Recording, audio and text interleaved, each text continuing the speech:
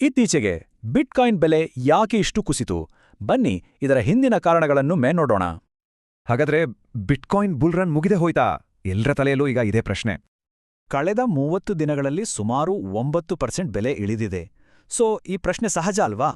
ಸರಿ, ಈ ಕುಸಿತಕ್ಕೆ ಅಸಲಿ ಕಾರಣ ಏನು? ಮೊದಲು ಹೊರಗಿನ ಒತ್ತಡಗಳ ಬಗ್ಗೆ ಮಾತಾಡೋಣ. ಮೊದಲನೇದಾಗಿ, ಇದು ಬಿಟ್ಕಾಯಿನ್ ಟೆಕ್ನಾಲಜಿಯ ಫೇಲಿಯರಿಂದ ಆಗಿದ್ದಂತೂ ಅಲ್ಲ, ಅದು ಸ್ಪಷ್ಟವಾಗಿರಲಿ. ಬದಲಿಗೆ ಇದು ಚೀನಾ ಮೇಲಿನ ಹೊಸ ಟ್ಯಾರಿಫ್ಗಳಂತಹ ಗ್ಲೋಬಲ್ ಈವೆಂಟ್ಗಳಿಗೆ ಮಾರುಕಟ್ಟೆಯ ರಿಯಾಕ್ಷನ್. ಅಂದ್ರೆ ಗ್ಲೋಬಲ್ ಎಕಾನಮಿಯ ಅನಿಶ್ಚಿತತೆ ಬಿಟ್ಕಾಯಿನ್ ಮೇಲೂ ಪರಿಣಾಮ ಬೀರುತ್ತೆ ಅಂತ ಇದರಿಂದ ಗೊತ್ತಾಗುತ್ತೆ. ಸರಿ, ಇದಾಯ್ತು ಹೊರಗಿನ ಕತೆ. ಈಗ ಬಿಟ್ಕಾಯಿನ್ನ ಒಳಗಿನ ಸ್ಟ್ರೆಂತ್ಸ್ ನೋಡೋಣ. ಅದು ಬೇರೆನೇ ಇದೆ. ಹಾಗಿದ್ರೆ ಡಿಜಿಟಲ್ ಗೋಲ್ಡ್ ಅಂತಾರಲ್ಲ, ಅದು ಯಾಕೆ ಒತ್ತಡಗಳನ್ನ ತಡ್ಕೊಳ್ತಿಲ್ಲ?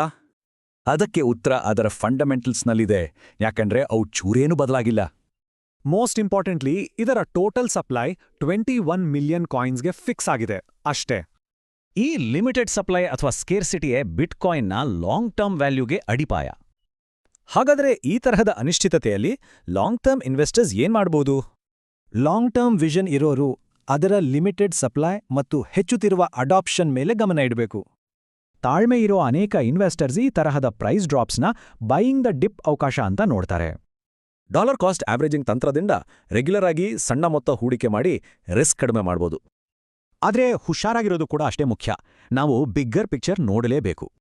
ಒಂದು ಕಡೆ ಬಿಟ್ಕಾಯಿನ್ನ ಕೋರ್ ಸ್ಟ್ರೆಂತ್ಸ್, ಇನ್ನೊಂದು ಕಡೆ ಗ್ಲೋಬಲ್ ಎಕನಾಮಿಕ್ ಚಾಲೆಂಜಸ್. ಇದೊಂದು ಬ್ಯಾಲೆನ್ಸಿಂಗ್ ಆಕ್ಟ್. ಸದ್ಯದ ಪರಿಸ್ಥಿತಿ, ಬಿಟ್ಕಾಯಿನ್ನ ಇಂಟರ್ನಲ್ ಡಿಸೈನ್ ಮತ್ತು ಹೊರಗಿನ ಮಾರ್ಕೆಟ್ ರಿಯಾಲಿಟಿಗಳ ಸಂಘರ್ಷವನ್ನೇ ತೋರಿಸ್ತಿದೆ. ಇದೆಲ್ಲ ನೋಡಿದ್ರೆ ಒಂದು ಮುಖ್ಯವಾದ ಯೋಚನೆ ಬರುತ್ತೆ. ಬಿಟ್ಕಾಯಿನ್ನ ನಿಜವಾದ ಪರೀಕ್ಷೆ ಇನ್ನೂ ಮುಂದಿದ್ಯಾ?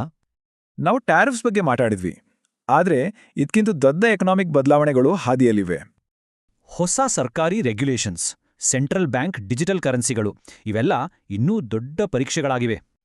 ಹಾಗಾದ್ರೆ ಅಲ್ಟಿಮೇಟ್ ಪ್ರಶ್ನೆ, ಈ ಡಿಜಿಟಲ್ ಗೋಲ್ಡ್ ಅನ್ನೋ ಟ್ಯಾಗ್ ಮುಂದಿನ ಚಾಲೆಂಜಸ್ಗಳನ್ನ ಎದುರಿಸಿ ಉಳಿಯುತ್ತಾ